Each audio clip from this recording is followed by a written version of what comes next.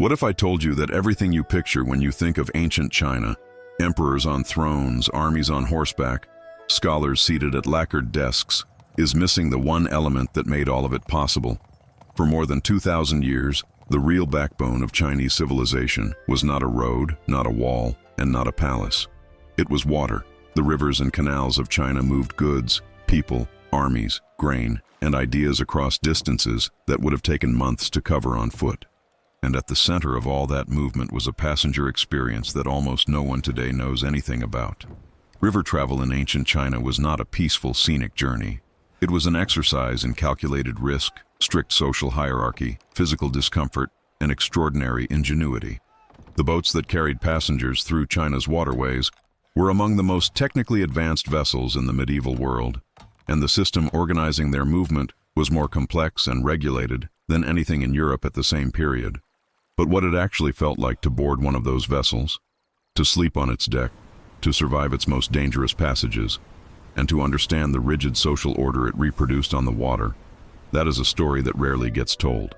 To understand any of it, you first need to understand what the Chinese waterway system actually was, because its scale does not match what most people picture when they think of rivers and canals.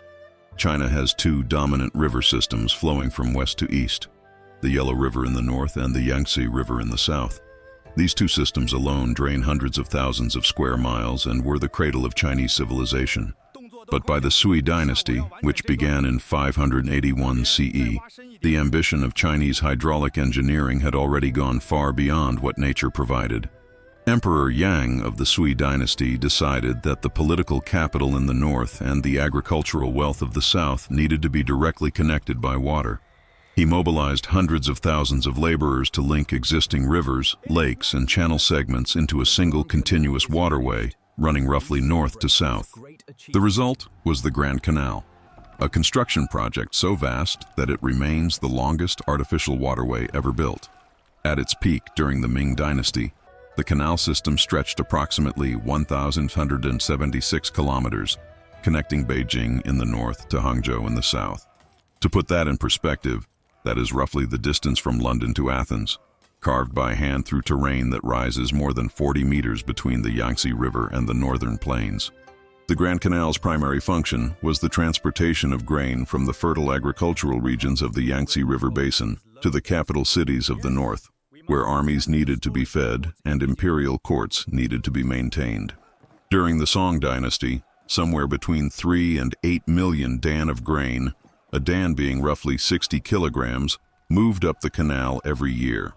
To manage that volume, the Ming Dynasty government alone operated more than 11,000 grain barges on the system at any one time. The canal was not just a transportation route, it was the circulatory system of the empire's economy, and everything else that moved along it, passengers included, moved in the spaces left over by grain. If you were going to board a river vessel in ancient China, the first thing that determined your experience was not your destination. It was who you were. The social hierarchy of Chinese society did not disappear at the water's edge. It was reproduced exactly on the water, and in some ways made even more visible there. At the top of that hierarchy was the emperor himself. When Emperor Yang of Sui made his famous journey down the newly completed Grand Canal in 605 CE, traveling from Luoyang south to Jiangdu, which is modern Yangzhou, he did not travel on a single boat. He traveled on a fleet of more than 5,000 vessels, with his queen, concubines, and hundreds of officials stretching in a line more than 100 kilometers long. His personal vessel was a dragon boat, an enormous multi-decked craft decorated to signal imperial authority. The fleet was so large that the canal banks were filled with men on tow ropes pulling sections of the fleet upstream. Below the emperor came officials, who had access to government vessels as a standard part of their position. During the Tang dynasty, which ran from 618 to 907 CE and represented a high point of Chinese bureaucratic organization, official boat travel on the Grand Canal and along the major rivers was a regular part of how the government functioned. Governors moved to their new postings by river. Tax revenues in the form of grain moved north to the capital by river. Messengers carrying imperial edicts moved by river because it was faster than land travel over long distances. The boats assigned to officials were not luxurious by modern definitions, but they were private, maintained, and provisioned. which placed them in a completely different category from anything available to ordinary travelers. For merchants, the situation was more complicated and more interesting. Merchants in traditional Chinese social theory occupied a low position in the formal hierarchy, ranked below scholars, farmers, and artisans. But the economic reality was that trade along the rivers and canals was immensely profitable, and wealthy merchants found ways to travel in considerable comfort. During the Song dynasty, which spanned 960 to 1279 CE and represented a period of extraordinary commercial expansion, larger merchant junks carried private cabins that could be rented by traders moving goods between cities. Marco Polo, who traveled through China in the late 13th century, described these larger Chinese ships as having up to 60 private cabins for merchants, with the vessel crewed by several hundred men. The Arab traveler Ibn Battuta, who visited China in 1347, was so impressed by Chinese ships that he described vessels with 5 decks, private cabins, and even small lavatories, amenities that did not exist on any other ships he encountered in 30 years of travel across the Islamic world and beyond. But what Ibn Battuta and Marco Polo were describing were the most impressive examples of Chinese shipbuilding, not the average experience. For the majority of people who traveled by river in ancient China, minor merchants, pilgrims, monks, students heading to take civil service examinations, families moving between provinces, the experience was substantially less comfortable. These passengers traveled on smaller vessels, often sharing deck space with cargo. A standard river junk of the Tang or Song period was a flat-bottomed vessel between 10 and 30 meters long, with battened sails made from bamboo strips or fabric that could be adjusted from the deck without anyone needing to climb the mast. The flat bottom was not accidental. It allowed the junk to navigate the shallow rivers and canals that deeper-keeled vessels could not enter. But it also meant that in open water or rough weather, the ride was far less stable than a ship designed for the sea. For poor passengers, the experience had almost no comforts attached to it. If you could not afford a covered space below deck, you traveled in the open, exposed to the sun during the day and the cold at night. You slept on wooden boards or on whatever you brought with you. You ate whatever the hawkers sold at the stops along the route, because there was no kitchen service on ordinary boats. When a vessel docked at a town or market, vendors came aboard carrying bamboo poles loaded with food, boiled eggs, rice, salted fish, steamed buns, and passengers bought what they could afford. If the boat moved on before you had eaten, you waited for the next stop. The physical reality of the boat itself added further discomfort. River junks carried cargo as well as passengers, and the smells from the hold, grain, animals, raw fish, were constant. There was no separation of these worlds. A family headed to a new city might find themselves sharing the vessel with a load of salt, a caged pig, and several baskets of live river eels. Privacy was not a concept that applied to ordinary river travel. Sleeping spaces on the open deck were defined only by the amount of space a person could claim, and that claim lasted only as long as no one needed the same spot. Yet there was one aspect of river travel that cut across class lines and affected everyone equally: the water itself. The rivers of China were not predictable or gentle, and the men who spent their lives navigating them held authority that no amount of social rank could override once a vessel was underway. The river pilot was the person on whose knowledge every passenger's survival depended. In the sections of the Yangtze River that ran through the Three Gorges, a stretch of compressed water between what is now Chongqing and Yichang, the navigation was so demanding that it required specialists who had spent years learning every named rock, every seasonal variation in water level, and every pattern of current that made certain passages manageable or fatal. There were rocks in the gorges that had acquired names because they had sunk enough boats to earn them. The water at low season created rapids of such velocity that steering through them was less a matter of navigation than of controlled descent, with the pilot guiding the vessel down through the foam while the crew watched for anything that could tear the hull open. Going upstream through these sections was an entirely different problem. Wind and current together made it impossible for a sailing vessel to advance against the flow in the gorges.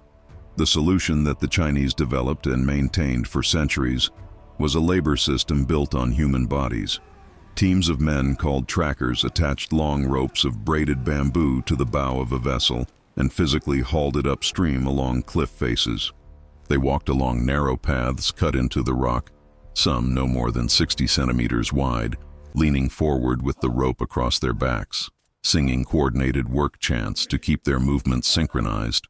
When a boat needed to be pulled through a particularly violent rapid, the tracker teams from multiple waiting vessels would combine their ropes and their strength. As many as 200 men might pull a single heavily loaded junk through the worst sections. If a rope snapped at the wrong moment, if a tracker slipped from the path into the river, there was rarely any way to recover a body in water moving that fast. One former tracker, speaking about conditions that persisted into living memory, described the navigation through the Middle Rapids as requiring movement in the shape of a letter S, with well-known rocks positioned throughout the channel, Fake Armor Rock, Yellow Wax Rock, and a massive round formation called P-Rock that forced the water into a rolling whirlpool loud enough to be heard from a distance.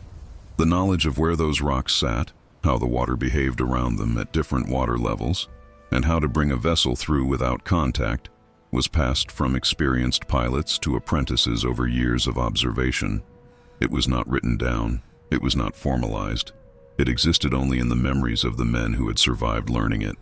The Yellow River presented different challenges. Where the Yangtze's danger came from speed and confinement, the Yellow River's danger came from unpredictability.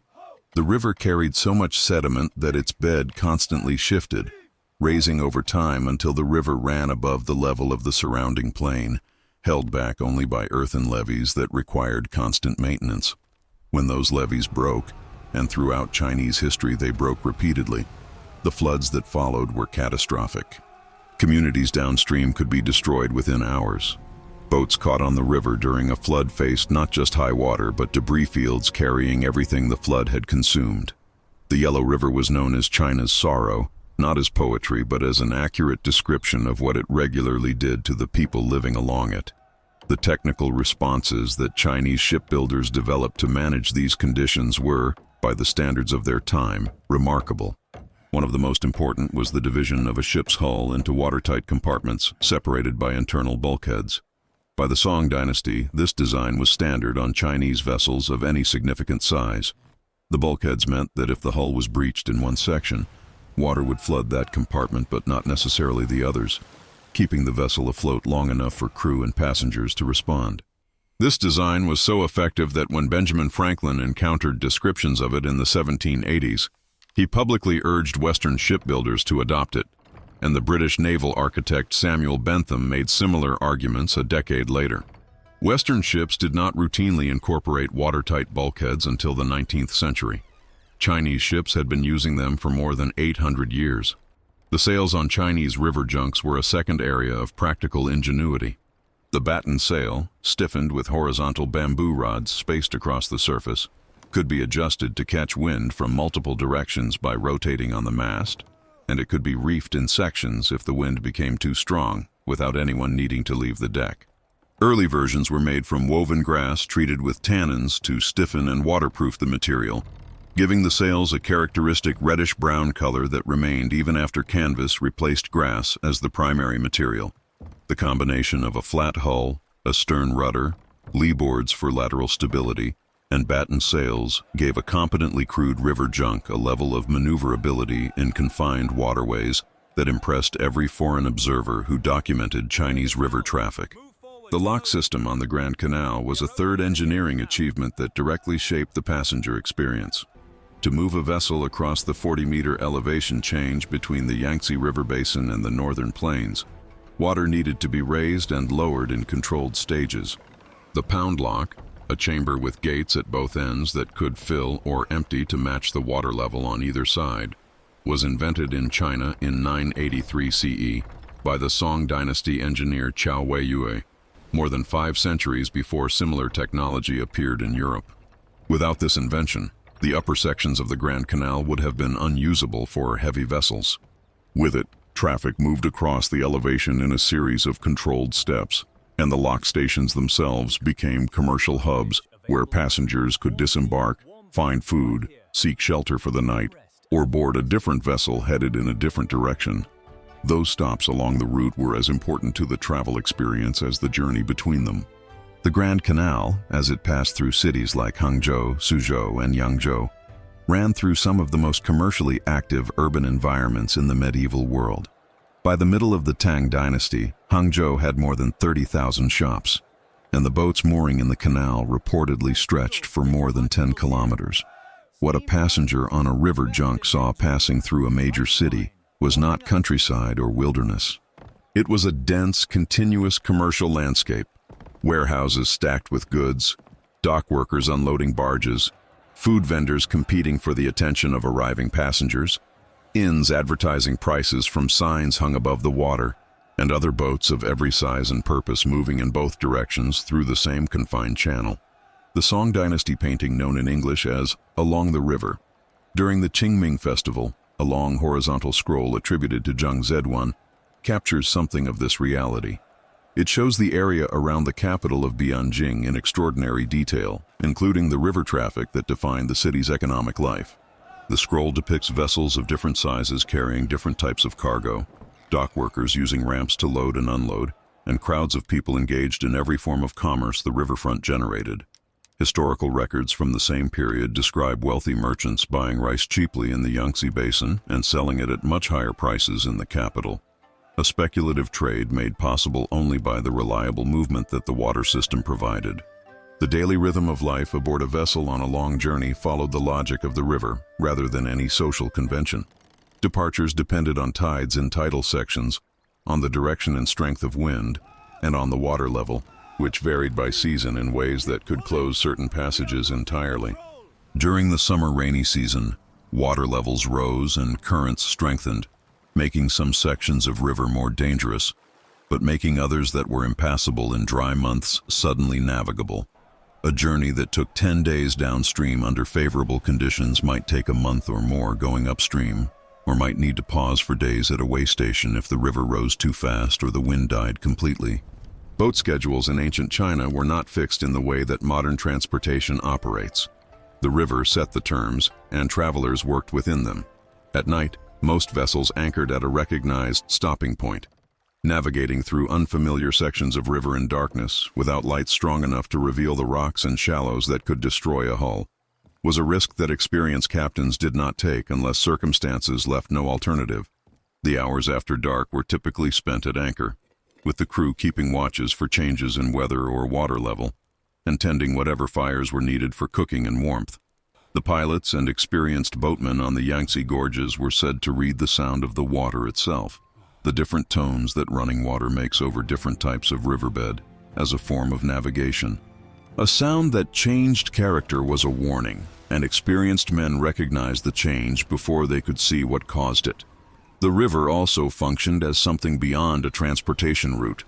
In the Tang dynasty, river travel was so central to the lived experience of people moving through the empire that it left a substantial mark on the poetry of the period. Scholars on their way to examination cities, officials being assigned to distant provinces, monks traveling between monasteries, all of them spent significant portions of their lives on boats, and the specific sensory details of that time generated some of the period's most enduring literature. The poet Li Bai, writing in the 7th century about a departure from a city called Baidi at dawn, described the journey through canyons taking a single day, with the cries of monkeys audible from both banks while the mountains moved past in a row.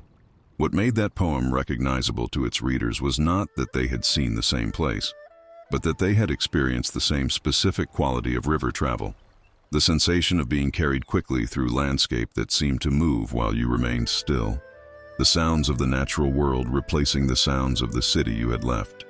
What the river system ultimately reveals about ancient China is how much of what we think we know about that civilization is built on visible records, the palaces, the paintings, the written texts, while the actual physical infrastructure that made the civilization function remains largely invisible in our understanding of it.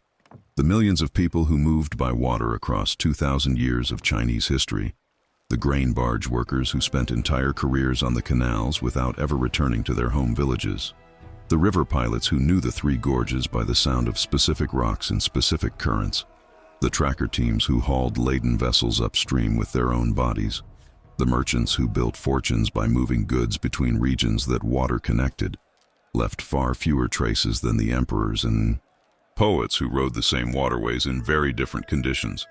The vessels are gone, The tracker paths cut into the cliff faces of the gorges were flooded when the Three Gorges Dam raised the water level beginning in 2003.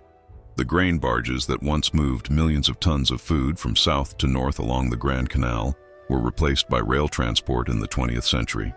But the shape that water carved into Chinese civilization, the cities that grew at every lock station and river junction, the trade networks that connected coastal cities with inland agricultural regions, the cultural patterns built around the rhythm of seasonal water levels and the particular skills required to navigate them, those shapes are still visible in the geography of Chinese cities and in the distribution of Chinese commerce, if you know what made them that way. The river was not the backdrop to Chinese history. For most of the people who lived through it, the river was how history moved.